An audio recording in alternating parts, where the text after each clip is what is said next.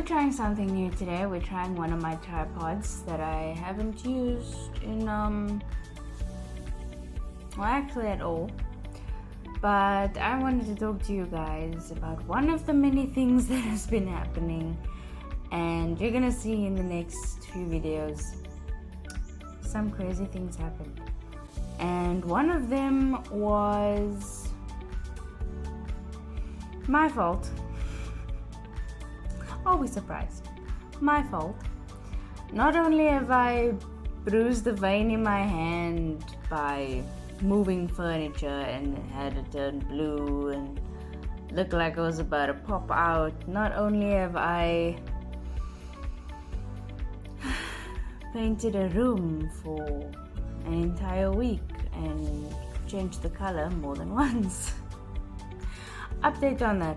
I actually do want to repaint my room, because when you have to kill mosquitoes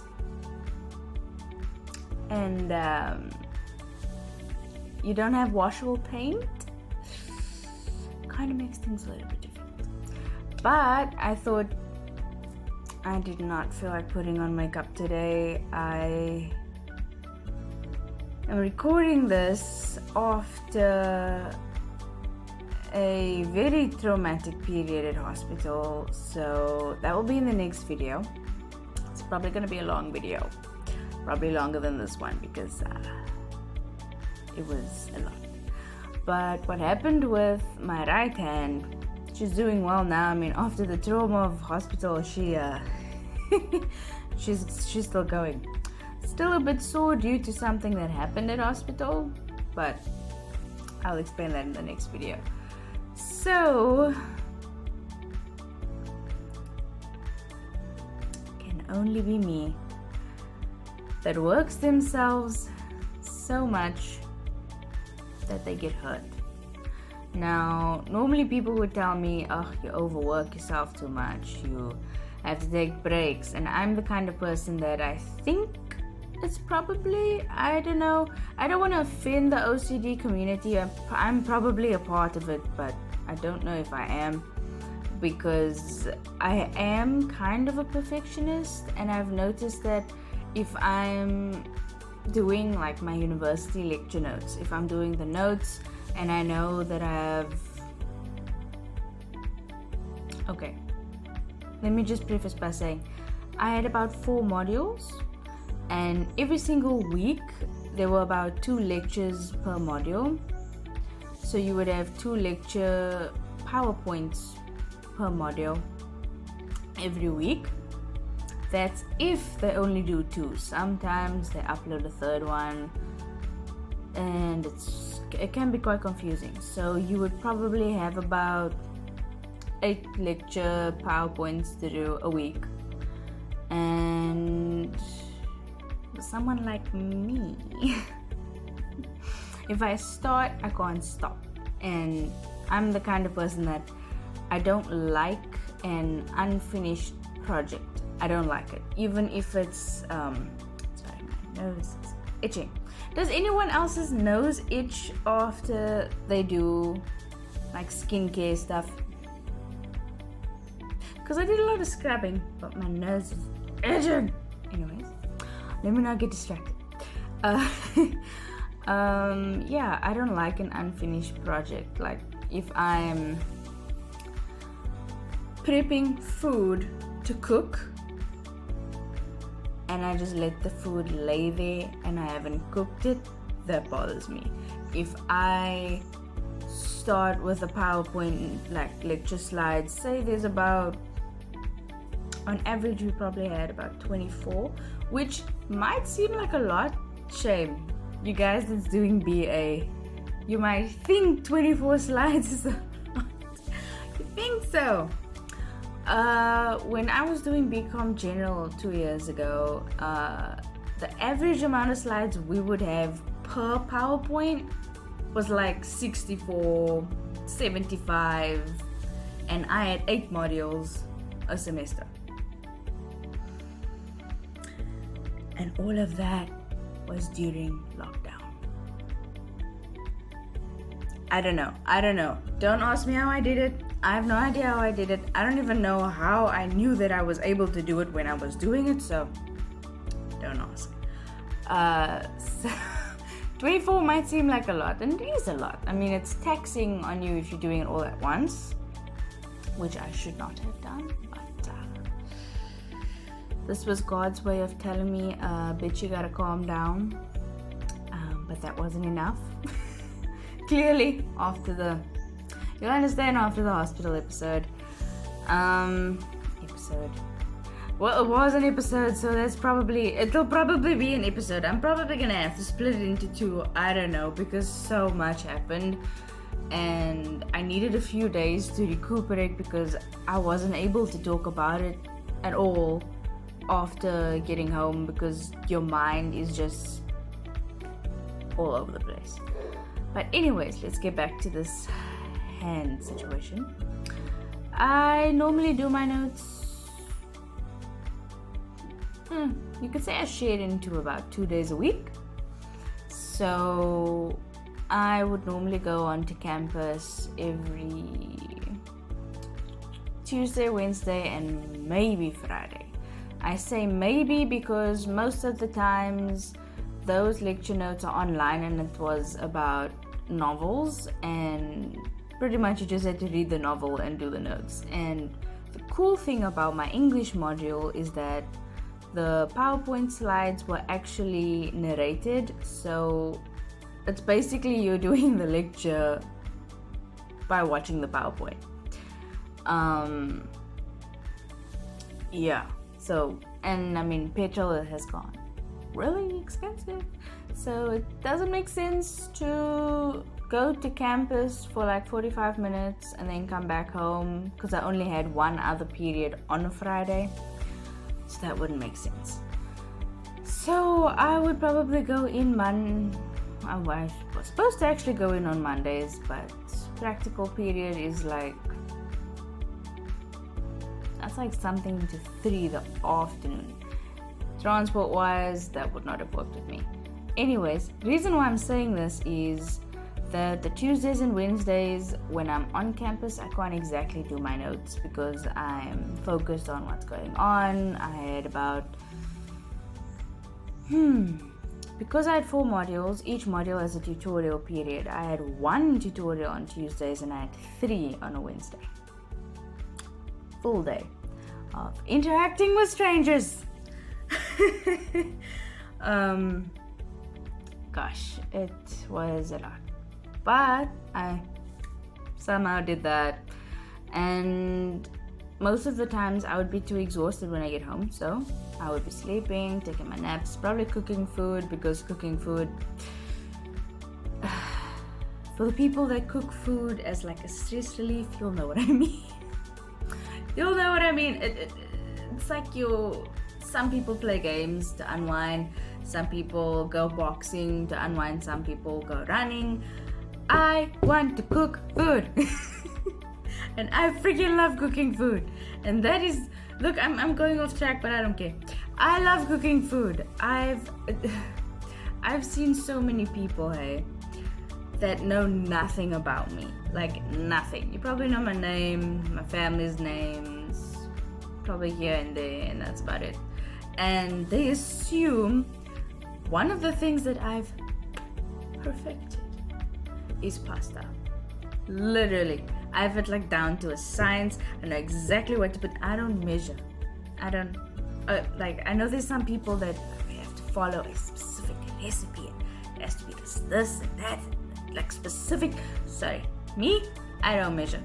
I know exactly what I do because I taste. I taste as I cook, and I stick by that today. Doesn't matter if I'm making a curry, if I'm making a stew, if I'm making a spaghetti, if I'm making a macaroni, it doesn't really matter. I taste. That's how I know how much I must add in. And I don't know. That's how my mother's cooked my whole life. Unless we're making roti ourselves, that you need the recipe. We don't exactly have that down to a science. I used to have perfect knowledge of pancake, like the pancake recipe, that I wouldn't even have to Google it. I'd know, okay, you need this amount of cups of this and this. I haven't made it in so long that I've completely forgotten. I don't know. I know what goes into it. I just don't know how much of that. Anyways, I'm getting sidetracked, but yeah. I cook more than pasta, to those that think, oh, she just makes pasta. Lady, the curry that I can make. Ugh, but nah. You know, they say, oh, if she can cook, she needs a husband. Nah, I need a husband that can cook also, so I don't have to cook all the time. But anyways, yes, so on the days that I wasn't going into campus, I would normally do my notes. So usually that would be the Thursday and the Friday, mostly because you tend to get your lecture notes after the lectures. And since mine were on Tuesdays and Wednesdays, they would most likely only be available like towards the evening of the same day. So that became my norm. I would split it up between 2 days, but then I had just been procrastinating. I had notes that I needed to do, and I was procrastinating because I had essays to write on campus for exam. So my mind was more on that. My mind wasn't really on everything else. And then I thought I could do 8 PowerPoints of notes in one day. Now some of you might be like, oh, 8 PowerPoints, what's the big deal? Keep in mind, this is 8 PowerPoints of maybe for the least 20 slides. And I'm not talking what a PowerPoint is actually supposed to look like, where you have like bullet points of just keywords, but I'm talking this is a freaking Word document on each slide. A freaking Word document on each slide. A full page length on each slide. But I mean, it kind of made it a bit better than a Word document itself, because then you can see how much you have to write. You see, with a PowerPoint you can at least have a little bit of denial, because then it's like, oh, you know, it's just a slide, and then let me just check what the next one is. Or you can just view it like one per one and not take note of how many there are. Then by the time you're done, you're like, oh, I did that many. Is the math mathing? Do people even still say that anymore? I don't know. Anyways, so I was sitting at this video desk, chillaxing, writing notes from about 8 or 9 in the morning till about 4 in the afternoon.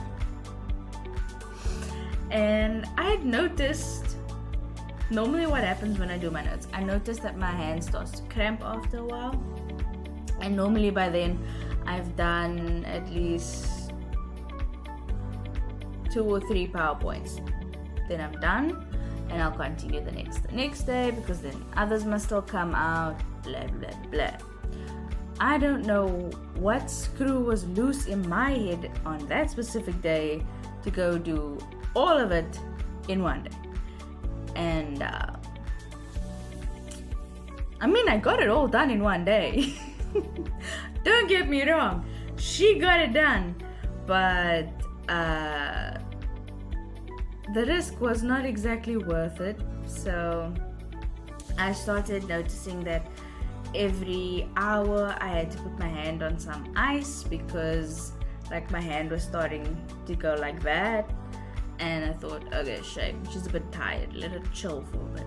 So every hour for about 5 minutes I would put my hand on ice and just like, okay, just chilling. As soon as the pain was gone, right back to writing, until it got to the point where every 5 minutes I had to put my hand on ice. And I mean, I should have noticed by when I was putting it on every hour.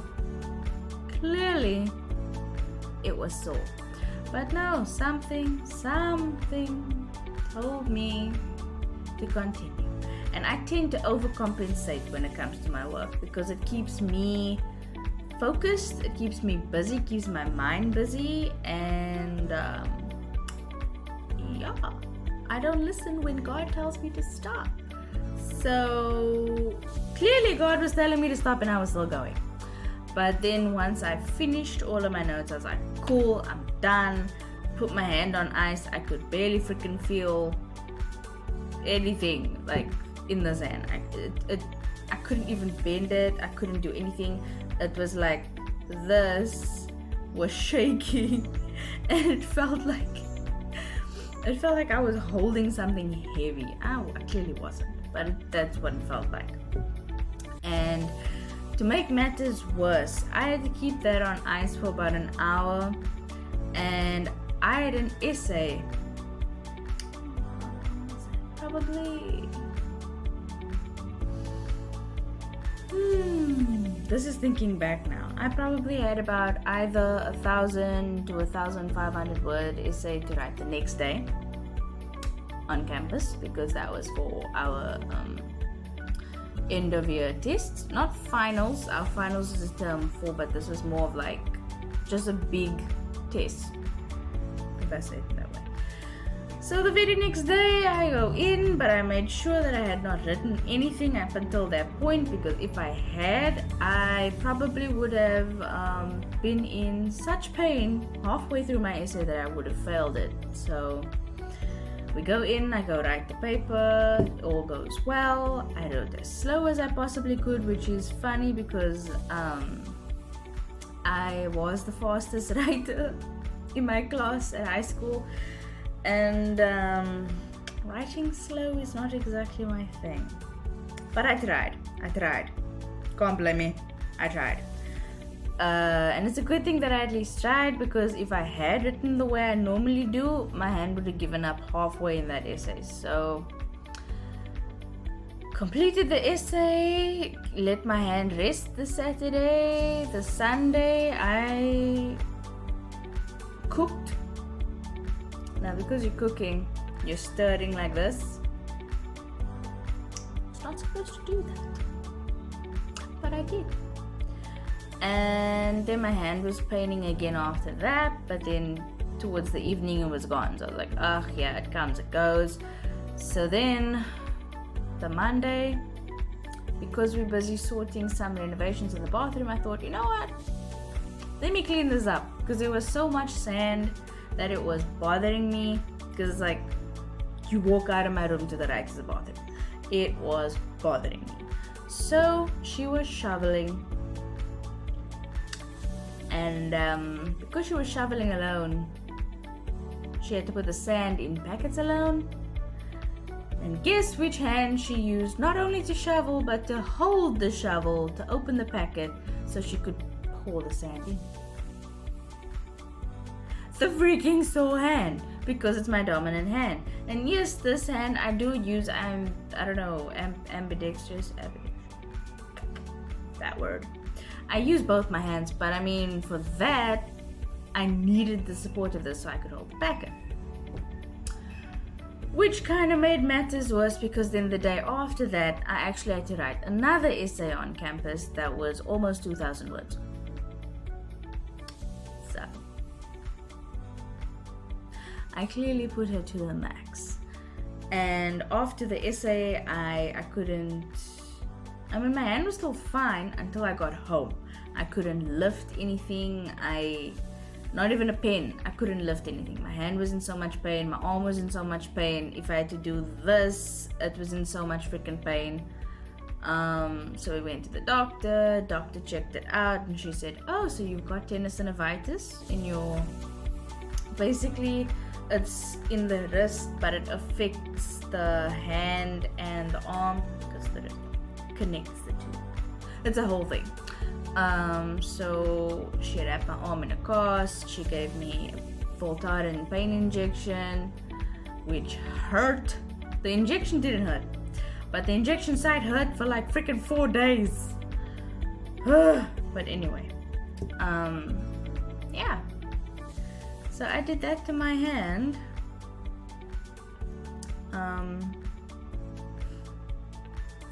Then to make matters worse,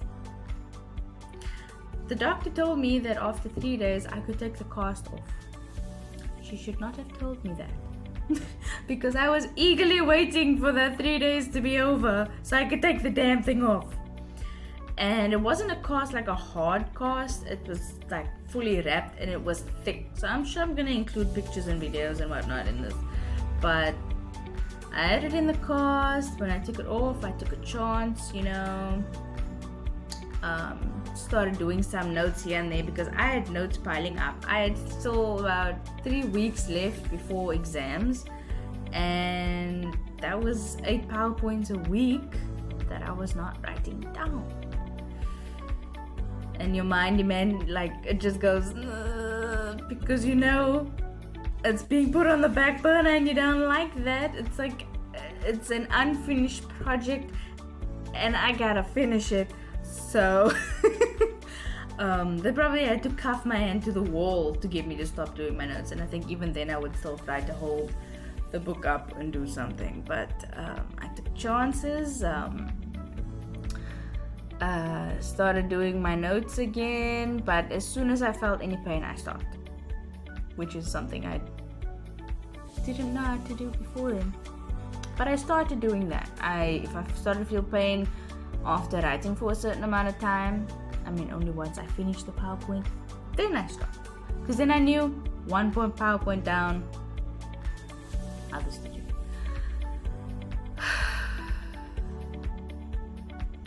Then it started paining again. And I was taking pain medication for it, which was helping with the inflammation because it was heavily inflamed, all of these things. And had to wrap it again because it wasn't too much pain.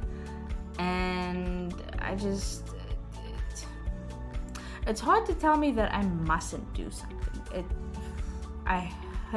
If that's something I hate the most, it's when someone tells me I don't even have the option to do something. It's not that I'm gonna do it. It's like if you say to me, no, you cannot use a hammer and hit a hole in the wall. I don't want to hit a hole in the wall, but I would like the option. I mean, I'm not going to, but I would like the option. It's like with lockdown, okay? At that point, I'm not really a person that will go out of my way and be like, hi, and go hug people. And I wasn't like that. But when lockdown happened, I was upset. Because not that I'm a person that likes hugs and likes hugging and physical touch with people and whatever. Nope. But I was like, I would have liked to have the option. Not that I'm going to, but I would have liked to have the option, you know? It's kind of mean, but that's just me. So I had the cast back on for a while. I was taking the meds. We rubbed some stuff on my hand for the pain. And 2 weeks later, the pain had subsided a lot because I remember there was one night I was laying and I was doing absolutely nothing, and it just started aching profusely, and it freaked me out just doing this. It was so painful, so I had to put on ice again just so I could fall asleep. So it was quite a fun 2 weeks. And yeah, stay tuned to see what happened in hospital not too long after that. It's gonna be quite the story, so brace yourselves.